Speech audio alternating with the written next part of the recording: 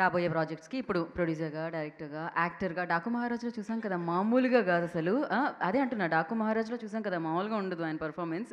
సందీప్ రాజ్ గారిని మాట్లాడాల్సిందిగా కోరుకుంటున్నాం.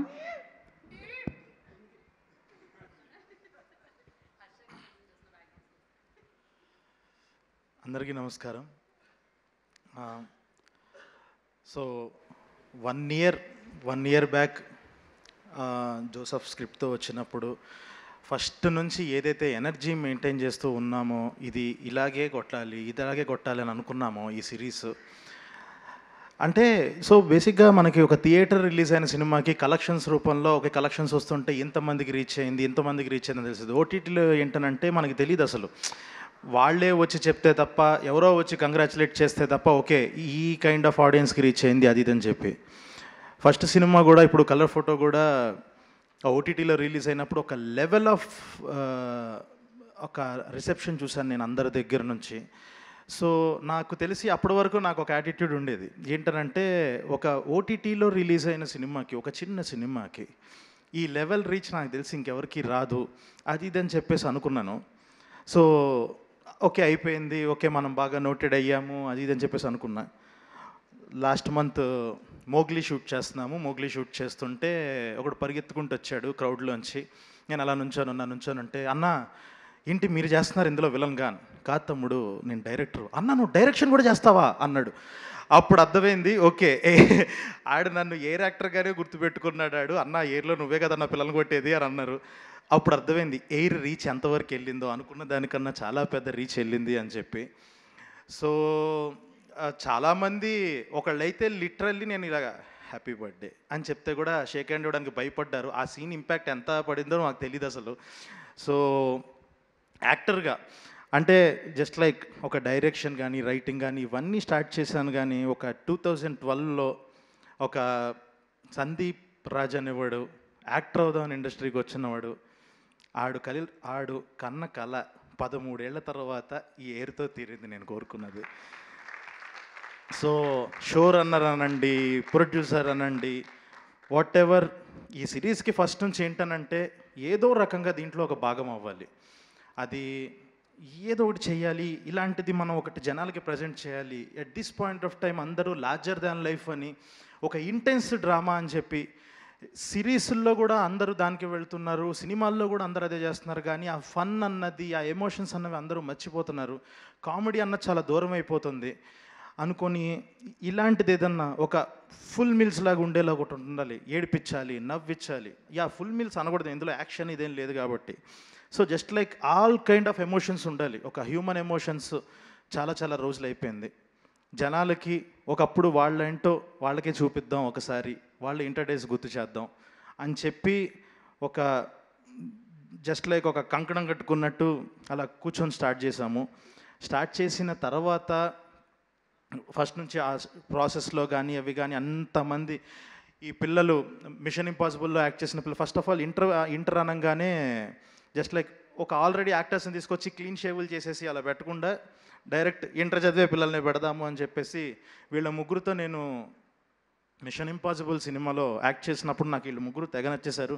సో ఫైనల్లీ ఇదే ఒక గోల్డెన్ ఆపర్చునిటీ అని చెప్పేసి వాళ్ళని తీసుకొచ్చి వీళ్ళతో చేద్దాము అని చెప్పి వాళ్ళకి తర్వాత చాలామందికి ఆడిషన్స్ జరిగి చాలా చాలా క్యారెక్టర్స్ వచ్చి, సో ఇంత జర్నీ డెఫినెట్గా ఎయిర్ చూడ్డానికి నవ్వుకోవడానికి ఎలా ఉందో, ఫస్ట్ 5 ఎపిసోడ్స్ ఎంత ఫన్ ఉందో, ఈ జర్నీ మాత్రం అలా లేదు. లాస్ట్ ఎపిసోడ్ లాగానే ఉంది, లాస్ట్ 2 ఎపిసోడ్స్ లాగానే ఉంది. చాలా చాలా దాటుకొని ఎన్నో, అంటే it's not in easy thing. అంటే ఇక్కడ నుంచి ఒక 100 కిలోమీటర్ల రోజు పొద్దున్నే లేసి, ఈ పిల్లలు పొద్దున్న 4 లేసేసి కారులో పడుకొని రోజు ఆ కాలేజీకి వెళ్ళటం, అక్కడ షూట్ చేయటం. సో అంత ఈజీ ప్రాసెస్ అయితే కాదు. అంత దూరం వెళ్ళి కూడా అక్కడ కూడా కామెడీ సీన్లే చేయాలి. ఇంత ప్రాసెస్ దాటుకొని మొన్న July 3 రిలీజ్ అయ్యింది. రిలీజ్ అయిన తర్వాత ఫస్ట్ 1 డే వరకు బాగుంది, కానీ సెకండ్ డే నుంచి ఒక భయం మొదలైపోయింది. ఒక వాట్ ఎవర్ ఒక సీన్ వల్ల అంటే మనం చేసిన ఒక 4 గంటల కంటెంట్, మన 60 రోజుల కష్టాన్ని ఒక సీన్ డిఫైన్ చేస్తుందా?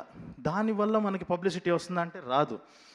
1 సీన్ వల్ల అంటే 4 గంటల కంటెంట్, మన 60 రోజుల కష్టాన్ని ఒక సీన్ డిఫైన్ చేస్తుందా? దానివల్ల మనకి పబ్లిసిటీ వస్తుందా అంటే రాదు. 1 సీన్ వల్ల అంటే 4 గంటల కంటెంట్, మన 60 రోజుల కష్టాన్ని ఒక సీన్ డిఫైన్ చేస్తుందా? దానివల్ల మనకి పబ్లిసిటీ వస్తుందా అంటే రాదు. ఎయిర్ అన్నది ఎందుకు గుర్తుండాలి అని అంటే అందులో ఉన్న ఎమోషన్స్ని బట్టి, అందులో ఉన్న ఒక నెక్స్ట్ లెవెల్ పర్ఫార్మెన్సెస్ బట్టి గుర్తుండాలి, అందులో ఉన్న అద్భుతమైన మ్యూజిక్ని బట్టి గుర్తుండాలి అనుకున్నాను తప్ప ఒక సీన్ వచ్చేసి అన్నిటినీ తుడిచిపెట్టేస్తూ వేరే ఇంప్రెషన్ క్రియేట్ చేస్తుంది, ఒక కాంట్రవర్సీ క్రియేట్ చేస్తుంది అన్నది చాలా చాలా బాధేసింది. అంటే నాకు సడన్గా ఇప్పుడు 50 days అని అంటే 50 days ఆఫ్ రిలీజ్ అని అంటాం కన్నా నాకు పర్సనల్గా ఇది 50 days ఫర్ మై ట్రామా అన్న ఫీలింగ్ వచ్చింది. ఒక 2 days వణికిపోయాను నేను. ఎంత రాత్రి 3ంటికి లేచి నేను తమ్ముడు వాటేసుకొని ఏడ్చామో కూడా మాకు తెలుసు.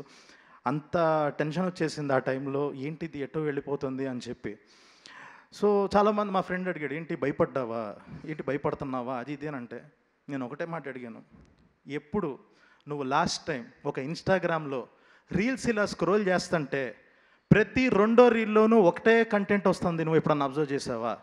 ఒక బాత్రూమ్ బయట కూర్చొని ఏడుస్తున్న వ్యక్తి వీడియోనే వస్తుంది నీకు, ఇంకొక చాట 3 కుర్రాళ్ళు అమాయకపు ఫేసెస్సే వస్తున్నాయి. ఇవి తప్ప నువ్వు ఇంక వేరే కంటెంట్ ఏదైనా చూసావా? ఒక 3-4 రోజులు, ఒక వారం రోజుల దాకా ఎయిర్ తప్ప ఇన్స్టాగ్రామ్లో ఇంక ఏమీ కనపడలా, సోషల్ మీడియాలో అది తప్ప ఇంకేం కనపడలా.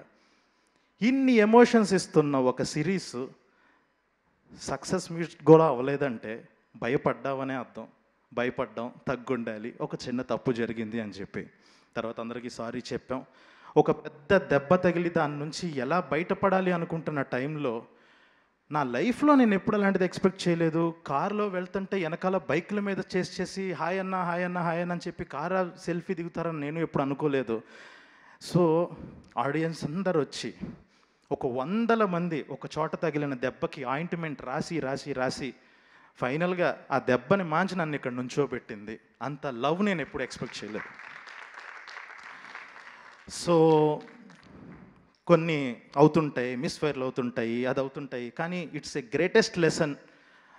ఎలా అయితే ఒక 3 పిల్లలు లాస్ట్కి ఎవాల్వ్ అయ్యారో ఒక టీం మొత్తం ఎవాల్వ్ అయిన సిరీస్ ఇది.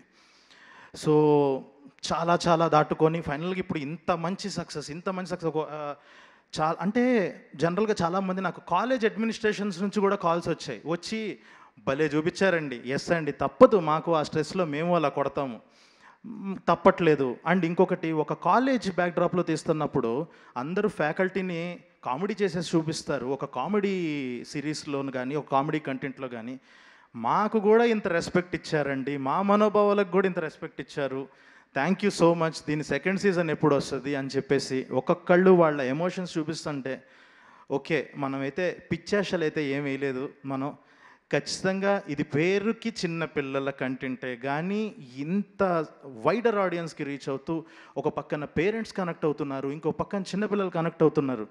అంటే ఇప్పుడున్న ఫిలిం మేకర్స్కి 16-17 ఏజ్ గ్రూప్లో ఉన్న ఆడియన్స్కి రీచ్ అవ్వడం చాలా కష్టం, స్టార్స్ మాత్రమే రీచ్ అయ్యే స్పేస్ అది.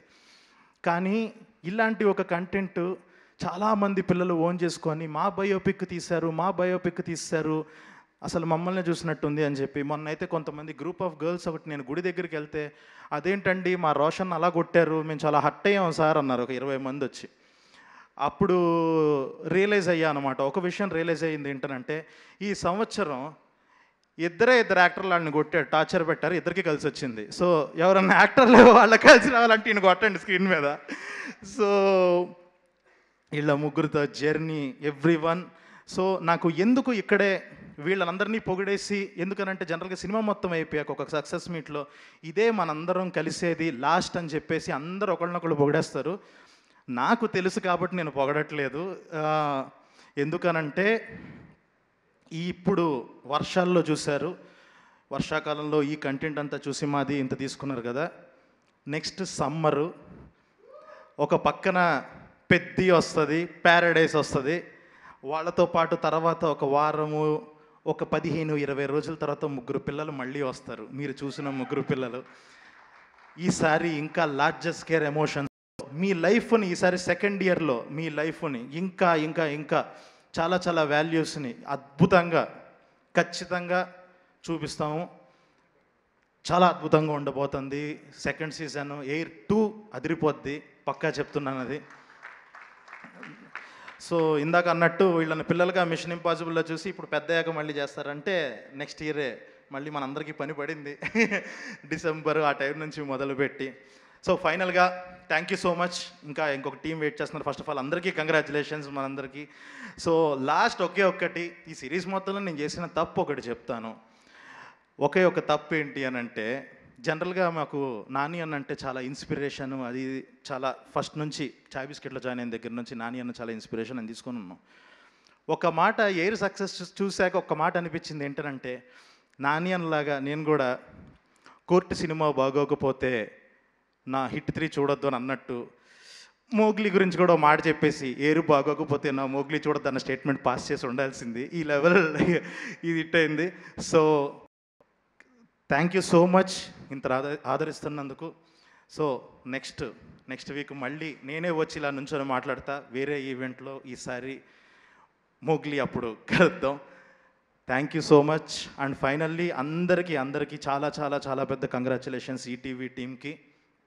సో ఎలాగో మళ్ళీ మనం నెల రోజుల్లో మొదలు పెడతాం కాబట్టి ఈసారి ఇంకా పెద్ద స్కేల్లో మాట్లాడుకుందాం. ఇప్పటికే టైం ఎక్కువ తినేసాను.